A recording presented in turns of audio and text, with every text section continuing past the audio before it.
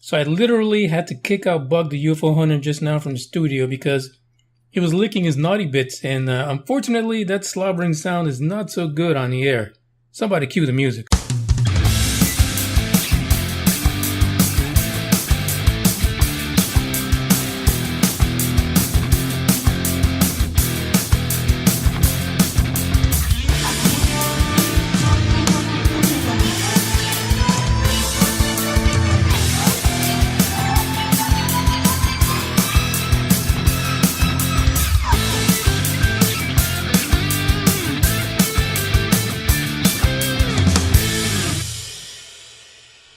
Hey, this is UFO Buster Radio. This is episode number 116 of the UFO Report, and this is Manny Moonraker coming to you live from the Texas area.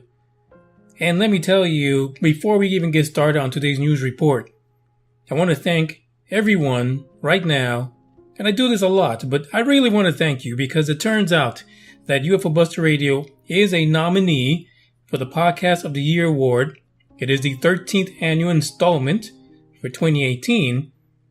And we, meaning me, you, Big O, anyone else associated with the podcast, we have been nominated under the category of news and politics. And listen, the competition is stiff. And I'm not talking about the UFO hunter, but goes by the name of Bug. I'm talking about this. I'm talking about the fact that these other podcasts, 9 other podcasts in this category, and they talk about news. And of course, one of the main things they talk about is Trumpy. I mean, listen, the guy takes over everything. He is the president of the United States, and he's got a mouth on that guy. So he takes over the news. That's just the way it is. No fucks given. Nothing we can do about it, right?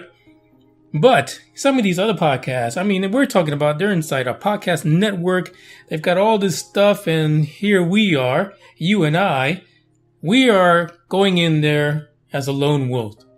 And thanks to you guys, this lone wolf may have a chance. But at the end of the day, I want to say this, and I'm not saying I don't want to win this category. What I'm saying is we already won. We basically went into a category that's being dominated by news. And the news it's popping, right? The news is constant. We went in there and we got the nomination under news and politics because, let's be honest, there's a lot of politics inside of ufology and UFO news. We know this already, right? The government is all over it. But we're in there, and we'll keep our fingers crossed that we get in there. Now, apparently, the winner will be announced on International Podcast Day. When the date gets closer, because I think it's either September, October, early October, or late September. It's one of those. Forgive me if I don't know when the entire world celebrates podcasts. But I'll post it somewhere, everywhere, any which way but loose, so that you guys can maybe participate in the event. If you want to check it out, you want to see whether or not the Moonraker and you are taking home an award. And it's a nice little nifty award, kind of like the Oscars. We even have to, give a speech and stuff. And I'm thinking Bug might be a part of it after he gets done with his personal maintenance. But again, I thank you guys. You guys were great. We got in there. As they say in Ghostbusters, we came, we saw, we kicked its ass. We are a nominee. I could not be prouder of a podcast that at one point I was thinking I was going to get rid of and not do anymore. So apparently, there are people out there that listen. And that is excellent, fantastic. I love it. Now, before we get into the thing that we got to talk about, this news thing that just came out, because it's one of those stories where, I Sometimes I gotta pick myself up by my big girl panties because I don't like these stories about people who decide that they don't want to die and go quietly into that good night. They want to say their story after they spent many years hiding it. This is the news article we have, and some of you have already seen it. But before we do that, don't forget to follow the podcast on Facebook, Google+, Twitter, Instagram, all those good places, because we have a app that's coming out. It is called the UBR UFO News app.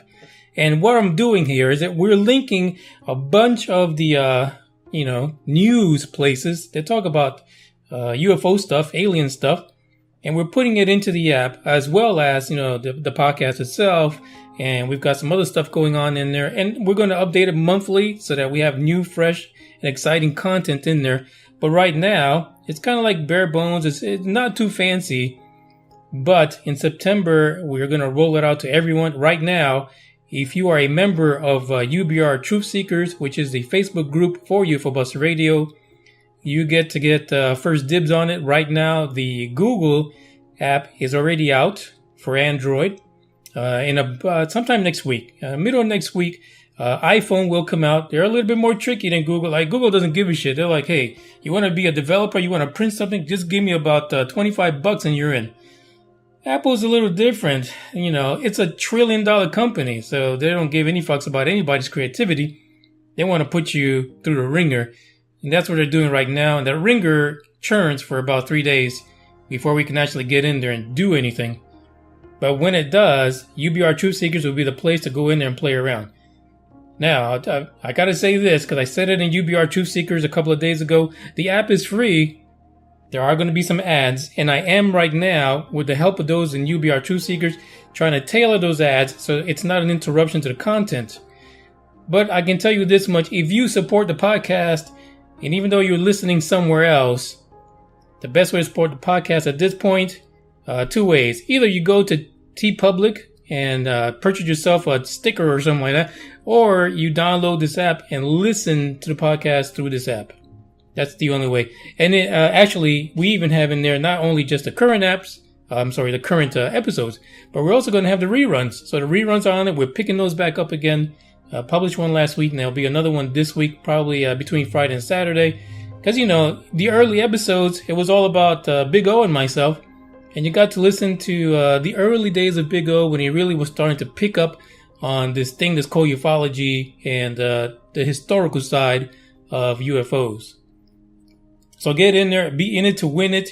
If you want to be part of the testers and give some of your opinion as to what should be in that UBR UFO News app, let me know. Get in there, join the group, get the link, and all comments are welcome. Just send me your comments. Trust me. I'll take them. I'll listen. That's what I do.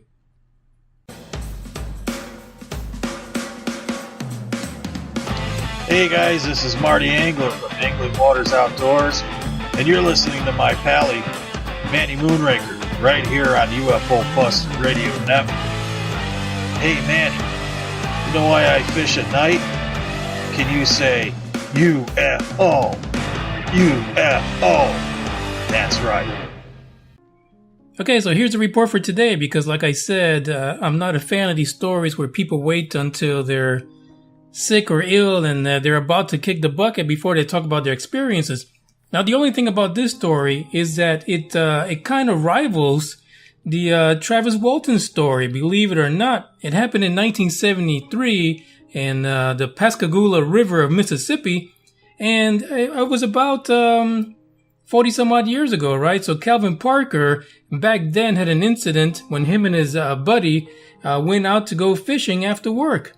And lo and behold, they came across a particular situation when they went fishing that they did not expect at all. Now, Calvin Parker is still alive, but unfortunately, his fishing buddy, Charles Hickson, actually passed away, and he's no longer with us. But their story was very strange because apparently they went fishing after work that one fateful day way back when in 1973. And it was October 11th, so he's coming up on an anniversary. And apparently him and his buddy saw something in the sky, which they thought maybe it could have been a planet, maybe it was like a star, but it was something bright. And it started coming their way. It was an alien craft. From that alien craft, there were 2 creatures that came out. And there were actually there were 3 creatures that came out. There were 3 humanoid-like, crab-like creatures. And they were floating, so they kind of floated down to them from a football-shaped UFO. They felt like, at the time, that they were injected with something to make them kind of docile, like deer in headlights. And basically what happened after that is that they were actually floated back up to the ship, and they were taken away and examined physically. Now, I'm sure there was some probing involved in this somewhere, but what happened was that when they returned, Charles Hickson was all about telling people. Calvin Parker was not. Calvin Parker really did not want to go through this whole situation of having to explain to people what they saw.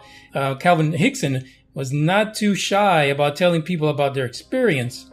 Hickson did pass a lie detector test, and so did Parker, basically when the incident happened back in 1973. So, again, this is kind of like Travis Walton incident, because here we go. We got two people who say they were abducted and they passed lie detector tests. We know that happened in the Travis Walton story, where 6 individuals passed a lie detector test, kind of related to the fact that Travis Walton was abducted. What's happening now is that Calvin Parker, he's not feeling well. And here's where my whole statement comes in about people who wait to their deathbed to try to, put something out there. And I guess he had an incident that he went to go see a family member that passed away that he haven't seen in a long time. But a lot of people were focused on him because of his situation and his story. And his wife kind of turned to him after the funeral and said, you need to tell your story. You need to get it out there. So coming up on the October 11th anniversary, he decided that he's going to put out a book and tell his story. And basically, the one good thing about the story is that it's going to tell everything from when the incident happened all the way up until now. 40 plus years later, he's going to pretty much recount what he's been going through. You don't really get that too much.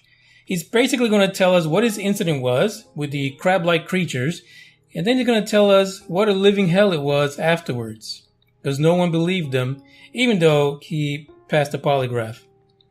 The link for the story is in the description. It is a wild story nonetheless.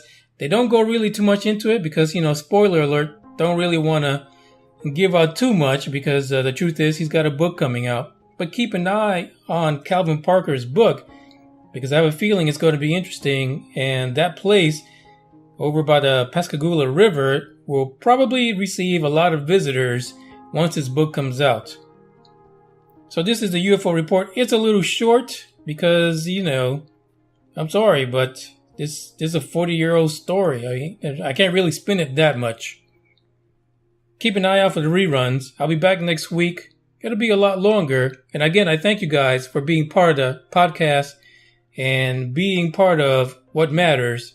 And that is having a discussion about ufology and all the craziness that's attached to it. Ciao.